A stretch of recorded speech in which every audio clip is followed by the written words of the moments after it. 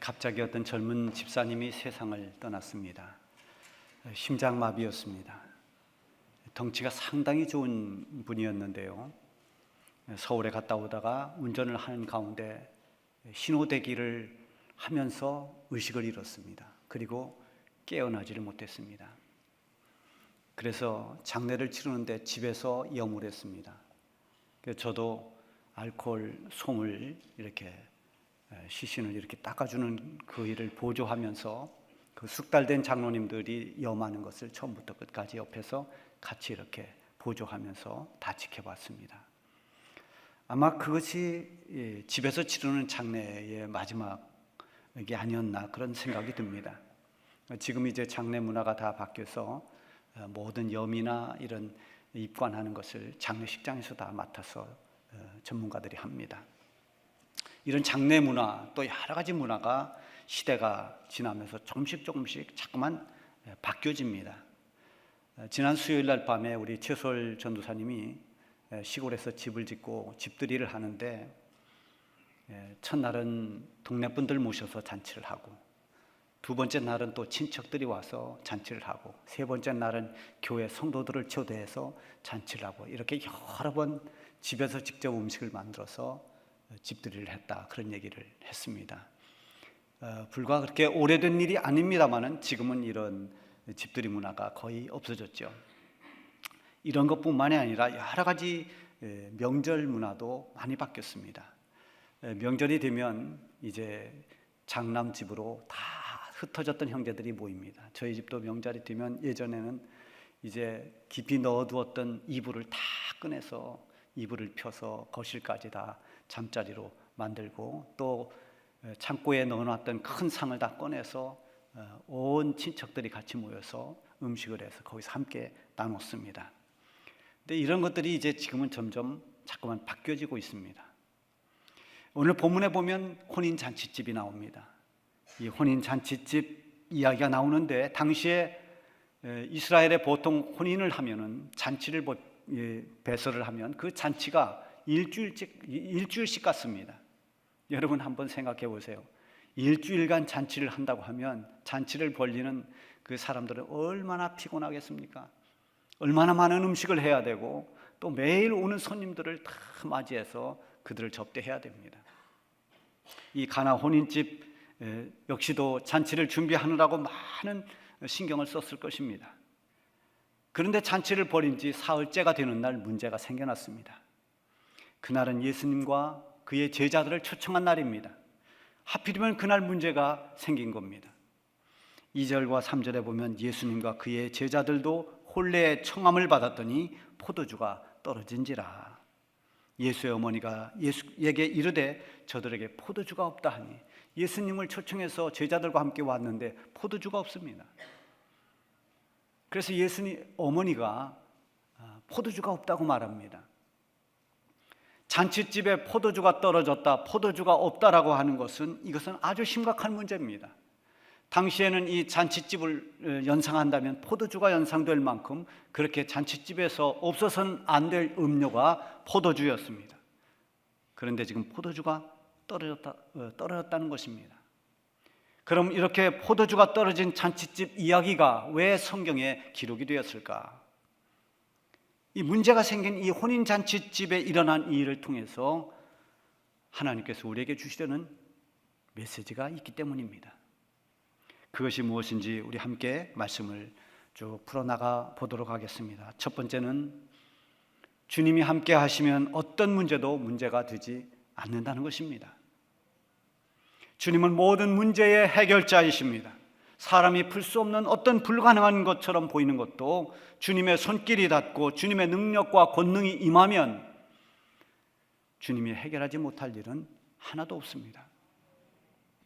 따라서 우리의 모자람이나 우리의 부족함, 우리의 연약함, 심지어 감추고 싶은 우리의 부끄러움조차도 그것이 절망할, 낙심할 이유가 아니라 오히려 주님의 은혜와 능력으로 더 좋은 변화를 가져올 수 있다는 것입니다. 사복음서에 나오는 여러 사람들 가운데서 예수님을 만나서 인생이 바뀌고 그리고 정말 고통에서 회복이 되고 병에서 회복이 되고 또 여러 가지로 축복을 받은 사람들이 어떤 특징을 가지고 있는가 하면 예수님 앞에 자기의 모든 나약한 모습을 다 드러냈다는 것입니다. 숨기지 않고 그런 것들을 다 주님 앞에 꺼내어 놓았습니다. 나는 이렇게 부끄러운 사람입니다. 나는 이렇게 모자랍니다. 나는 이렇게 약합니다. 나는 긍휼이 필요합니다. 나는 죄인입니다. 제가 최근에 읽은 아주 흥미있는 책 가운데 하나가 러스 램지라고 하는 작가가 쓴 렘브란트는 바람 속에 있다라고 하는 책입니다. 여기에 보면 이 세계 미술사의 굉장히 거장들의 이야기를 쭉 재미있게 풀어가면서 그것을 단순히 어떤 이런 미술가들의 이야기만 한 것이 아니라 그것을 신앙과 연결해서 풀어놓은 아주 그런 흥미로운 책입니다. 거기에 주로 렘브란트 이야기도 많이 나옵니다만은 또 아주 천재적인 미켈란젤로 이야기도 굉장히 흥미있게 했고요. 특별히 거기에 고흐 이야기가 나옵니다. 이 빈센트 반 고흐라고 하는 사람 여러분 우리가 잘 알죠? 그 고흐, 이 고흐는 굉장한 우울증과 편집증 때문에 굉장히 시달렸던 사람입니다. 그래서 그는 때로는 정신 이상자라고 오해를 받을 행동들을 했습니다. 한 번은 그가 자기의 귀를 잘라서 자기 동네에 사는 매춘부에다 갖다 주면서 이게 참 요긴할 때가 있을 것이요 하고 그 피 묻은 자기 귓볼을 갖다 주기도 했습니다. 정말 회개한 짓이죠. 때로는 동네에 소란을 피기도 했습니다. 그래서 결국은 고흐가 살던 집에서 쫓겨납니다. 그는 스스로 자신이 정상이 아니라고 생각하고 스스로 정신병원에 입원했습니다. 거기서 1년을 정말 힘들게 살았습니다. 그 1년을 사는 동안 그 병원 너머로 보이는 여러 가지 풍경들을 그려냈습니다. 그 작품이 140작품이 넘습니다. 이 고흐의 작품 가운데서도 특별히 귀에 붕대를 감은 자화상이라는 그림이 있습니다. 여러분들 미술책이나 이런 데서 혹 보았을 것입니다. 귀에 붕대를 감은 자기의 모습, 그것은 자기의 창피한 모습입니다. 망가진 부분입니다. 숨기고 싶은 그런 모습입니다. 그것을 그대로 숨김없이 자기의 옳지 못함과 자기의 어떤 그런 감추고 싶은 부끄러운 모습들을 그대로 자화상에 담아냈습니다. 우리는 우리 사진 한 장만 이렇게 보더라도 여러 사진 가운데 제일 잘 나온 사진을 선택합니다. 눈을 감았다든지 찡그렸다든지 마음에 안 들면 삭제해버립니다. 잘 나온 사진만 골라도 다행이죠. 요즘에는 뽀샵도 하고 또 뭐 V라인도 만들고 깎기도 하고 해서 어떻게 보면 사진만 봐서는 실물하고 잘 구분이 안 되는 경우도 있습니다. 어떻게 해서라도 좋은 모습을 보이려고 하는 게 우리의 본능인데 이 고흐의 귀에 붕대를 감은 자화상은 정말 자기가 감추고 싶은 그런 수치스러운 모습을 거기다 다 담아냈다는 거죠. 드러냈다는 것입니다. 그러면서 이 책의 작가는 이렇게 말합니다. 고흐가 자신의 영적 관계적 빈곤 상태를 담아낸 귀에 붕대를 감은 자화상, 자기의 수치의 순간, 도움이 필요한 순간을 드러낸 이 그림이 지금은 값으로 매길 수 없을 만큼 보물이 된 것처럼 하나님께서 우리를 보는 시각도 우리의 추한 모습, 우리의 약한 모습, 우리의 어리석은 모습이 있지만 하나님이 보는 시각은 그 속에 담겨져 있는 상상하기 어려운 가치를, 아주 가치 있는 존재를 본다는 것입니다. 이게 하나님의 시각이라는 거죠. 주님이 사람을 보시는 문제도 그렇게 보았습니다. 주님의 시각이 그랬습니다. 여러분, 베드로가 예수님을 3번이나 부인하고 도망갔습니다. 그 베드로를 바라보시는 주님, 이 문제투성이인 베드로, 자기를 부인하고 도망온 베드로, 그를 보는 주님의 시각은 실패자의 모습이 아닌 앞으로 주님이 세상을 떠났을 때 복음을 전하면서 주님의 제자 역할을 감당할 그런 수제자의 모습, 위대한 사도의 모습으로 주님은 보아주셨습니다. 이 잔치집에 포도주가 떨어진 것처럼 우리도 모자람이 많고 허물이 있고 부족함이 많이 있습니다. 그러나 주님은 나의 부족함을 결코 문제 삼지를 않습니다. 나의 약함, 나의 허물, 나의 실패조차도 다 그렇습니다. 나의 약함을 주님 앞에서 감추려고 할 필요가 없습니다. 나의 단점과 부족을 위장하지 말고 그대로 주님 앞에 다 진솔하게 내어 놓아야 됩니다. 주님의 도움을 받아야 됩니다. 주님께서 나를 만져주실 때 우리의 모습은 약하지만, 우리는 부족하지만 주님의 은혜 안에서 새로운 변화가 일어나는 것입니다. 예수님께서 비유로 말씀하신 바리새인과 세리의 기도도 마찬가지입니다. 거기 나오는 바리새인은 온통 자기의 의로 포장했습니다. 나는 이런 사람입니다. 나는 대단한 사람입니다. 다른 사람과 차원이 다릅니다. 나는 이렇게 합니다. 자기 의를 자랑하는, 자기 의로 가득 차 있습니다. 그러나 세리는 감히 하늘을 쳐다보지도 못하고 가슴을 치면서 기도합니다. 하나님이여, 나를 불쌍히 여겨주십시오. 저는 죄인입니다. 자기를 죄인이라고 고백하며 머리를 숙이고 회개하는, 불쌍히 여겨달라고 하는 이 세리의 그 기도를 받으셨다는 것입니다. 이 비유를 통해서 가르쳐 주시는 것이 무엇입니까? 자기의 부족과 허물을 문제로 두지 말고 주님 앞에 내어놓으라는 것입니다. 그럴 때 주님께서 우리에게 긍휼을 베풀어 주시고 능력을 행하시고 은혜를 주셔서 문제를 해결해 주신다는 것입니다. 포도주가 떨어진 것을 예수님의 어머니인 예수님에게 알렸습니다. 포도주가 없습니다. 문제가 생겼습니다. 문제를 감추지 않고 예수님 앞에 내어놓았습니다. 결국은 예수님으로 말미암아서 떨어진 포도주 문제도 해결하고 이 잔치집이 다시 기쁨을 찾았습니다. 나의 부족함을 주님 앞에 내어 맡길 때 주님은 주님의 권능과 은혜로 우리의 부족을 채워주시는 것입니다. 여러 가지 기도 가운데 고백 기도라는 게 있습니다. 이것은 우리가 주일날도 그 순서에 있습니다마는 우리의 허물과 우리의 잘못, 우리의 여러 가지 죄를 주님 앞에 고백하는 것입니다. 그럴 때 주님이 그 우리의 연약함을 불쌍히 여기고 만져주십니다. 찬송가 364장 가사에 보면 이때껏 지은 큰 죄로 내 마음 설고 아파도 참마음으로 뉘우쳐 다 숨김없이 아뢰면 주 나를 위해 복주사 새 은혜 부어주시네. 나는 부족하고 나는 허물이 많아서 그것을 정말 뉘우치며 숨김없이 주님 앞에 아뢰면 주님이 나를 복을 주시고 새로운 은혜로, 새로운 변화로 그렇게 은혜를 부어주신다는 것입니다. 이것이 진정한 신앙 고백의 노래입니다. 주님이 계시지 않는다면 우리의 문제는 그대로 문제로 남아있을 것입니다. 우리의 문제는 실패와 불행으로 그냥 끝나고 말 것입니다. 그러나 우리에게는 문제의 해결자 되시는 예수님이 계십니다. 어떤 문제라도 주님께 아뢰고 주님 손에 의탁할 이유가 우리에게 있습니다. 우리는 당당히 그렇게 하라고 주님 말씀하십니다. 물이 변해서 포도주가 되듯이 멸망이 구원이 되고 불행이 감사가 되고 약함이 강함이 되는 역사가 일어나는 것입니다. 여러분, 우리의 모자람, 우리의 부족함, 그것 때문에 실망하지 말고 문제를 해결하시는 주님 앞에 내어놓으면 주님께서 우리를 통해 새로운 변화를 일으켜 주실 것입니다. 두 번째는 이 변화된 포도주의 기적은 순종을 통해서 이루어진다는 것입니다.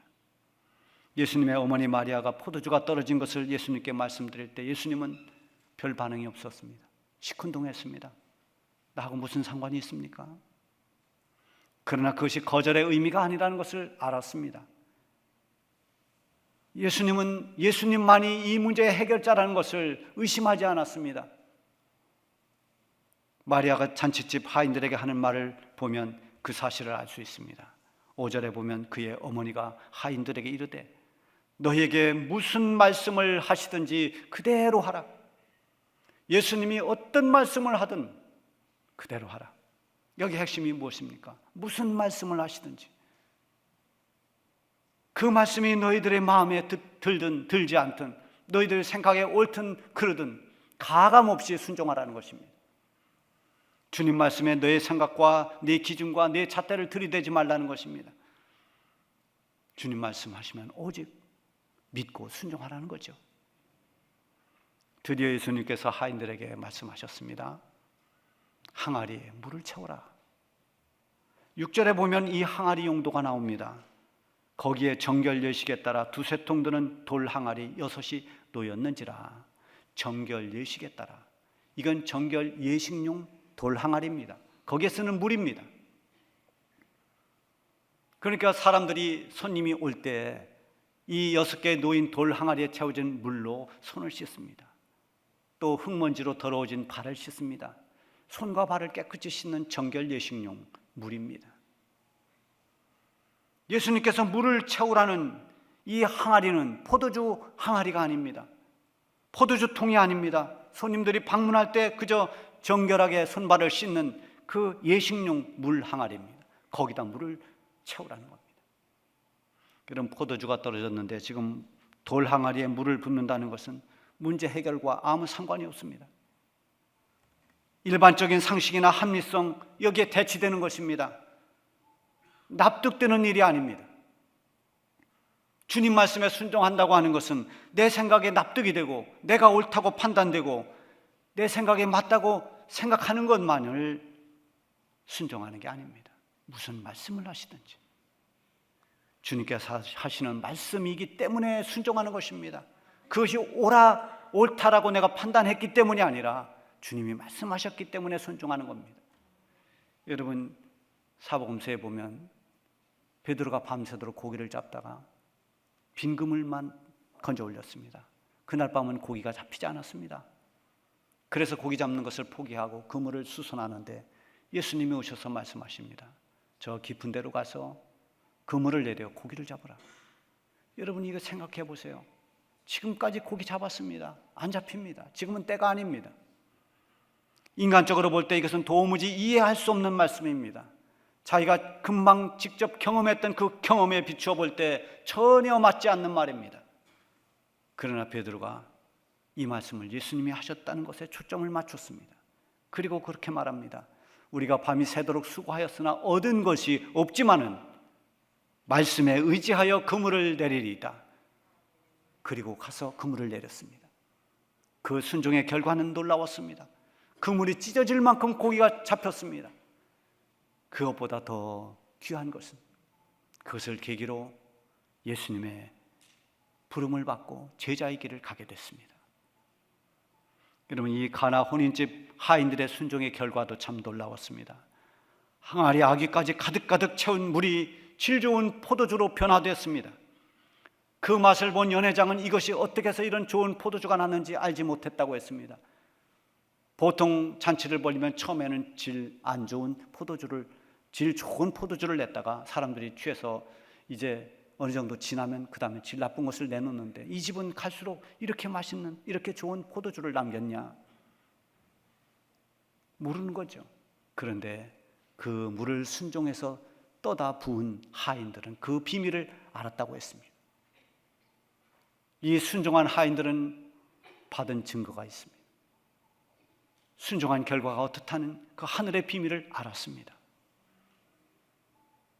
여러분, 이 성경에 보면 순종을 통해서 일어난 기적들은 수없이 많습니다. 그러나 순종하는 사람만이 순종을 통해서 이루시는 하나님의 능력, 하나님의 권능, 그 섭리를 아는 것입니다. 그리고 그것을 통해서 하나님을 더 신뢰하게 되는 것입니다. 여러분, 우리가 우리의 판단을 내려놓고 주님 말씀에 순종하면 순종을 통해서 이루시는 하나님의 놀라운 능력과 기적을 보게 될 것입니다. 세 번째는 가나 혼인집 포도주 사건을 통해서 주님께서 영광을 나타내셨다 그랬습니다. 11절에 보면 예수께서 이 첫 표적을 갈릴리 가나에서 행하여 그의 영광을 나타내심에 제자들이 그를 믿으니라.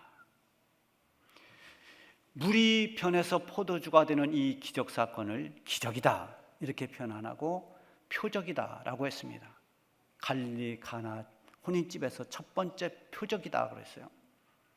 자, 표적도 역시 기적이지만 표적이 다른 점은 기적을 통해서 거기에 반드시 상징적인 의미가 있다는 것입니다.